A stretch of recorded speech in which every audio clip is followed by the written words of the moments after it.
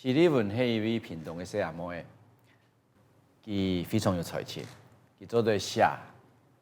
编，要做对导，当然伊演更加好。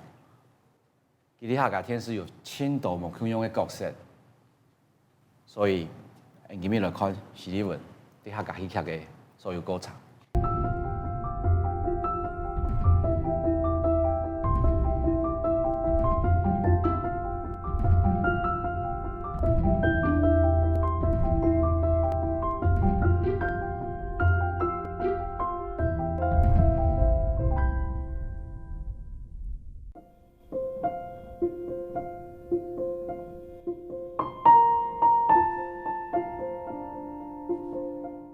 叫乐土，然后因为林落它的地名就是麒麟降落提防，鼓手我就把它写成一个，因为林落有一个战俘营，那时候日据时代专门关英美战俘，然后那个战俘的鬼魂一直在林落徘徊，然后遇到了一个对台北归来的失忆的女子，在林落发生的故事，然后他们互相生命有所交织跟改变的想法，这样。然后女主角是欧阳靖的。第一个是我觉得战俘营这件事情是一个很好的，就很少被人提到。然后如果有一个异质的白人出现在林落这个地方，应该蛮奇幻的，所以我就把它设定成算是两个鬼魂相遇的故事吧。然后带入一些像我这样的女子，就是在北漂然后返乡的女子要怎么找回跟故乡跟土地的连接。没有给哦。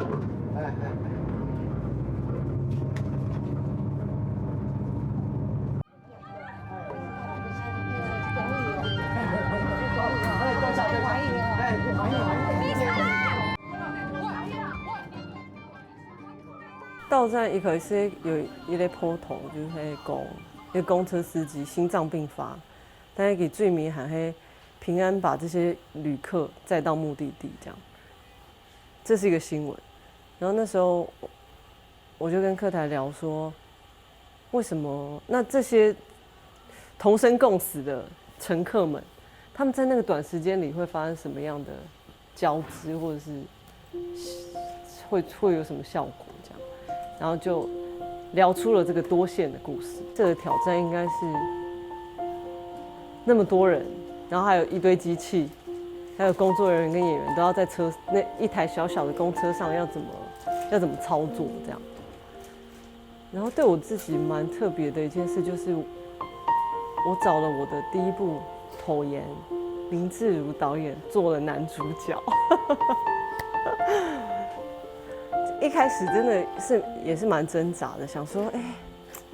我找了我的导演来当我的男主角，他会不会觉得我不会导戏还是怎样？或是，可是其实他好专业哦，他在现场就真的只做演员的事然后男主角是巫建和，一个高中生的视角，跟这个老公车司机。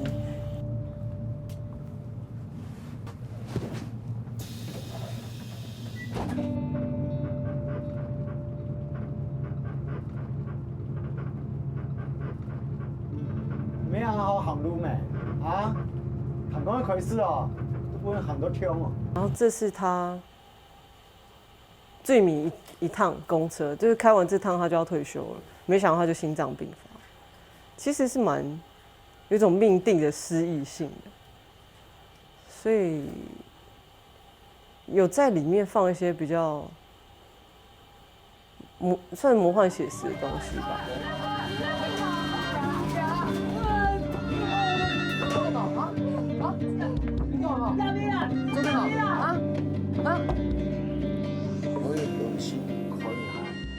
那个公车上就是很多植栽嘛，然后那个公车司机是一个很喜欢种拈花惹草的人。我会有这灵感，是因为有一次我也是要去拍《叫原声》，然后我那时候住在小平顶，就是山上，然后凌晨要赶通告的时候，我坐了一台计程车，计程车上面就挂满娃娃，是塞到只有我坐的位置，就是后座这里都是娃娃，全部都是，那前座也都是娃娃，我就这样坐在那里。我那时候超怕的，他给我一个生命瞬息就会消逝，或是有很大的变化的感觉，所以它不一定是很戏剧性的，或者是什么，就每个人在同一个时间相遇了。生命里出现了更值得去做的事情，我也不知道值不值得啦。应该把值得换成是需要。现在有事情需要我去做，你们要在站立的时候就失去知觉了，啊？不是倒下的过程，也不是倒下之后。光孩子是一个很有地位的女舞蹈家，然后她面对她母亲，而且是养母，开始衰退之后，她如何回到她的家去面对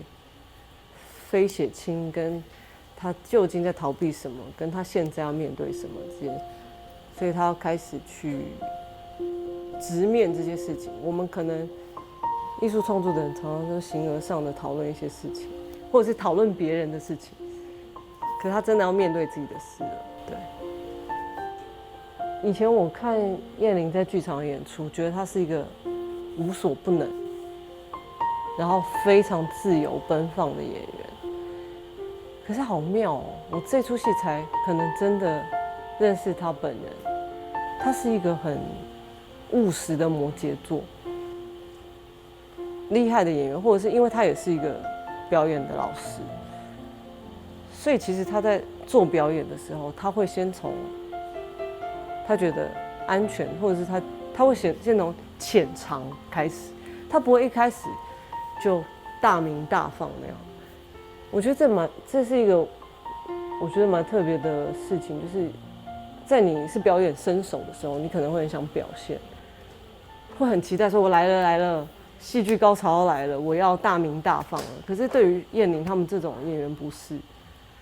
什么大风大浪，他们没见过，所以他们反而是做的比较少。看哦，哈，看清楚，还没给蛋呢，哈。因为时间很赶，然后我就想说，我也有遇过那种导演是用激将法，就他直接凶我，然后我就会。身为演员的我就会产生情绪，那个情绪就会上来。然后我那时候想不开，我就试了这个方法，我就跟徐彦霖吵架，我就说就摔冰箱啊，然后我还去摔了冰箱。那时候的我也在演戏就对了，在演一个情绪很高的戏这样。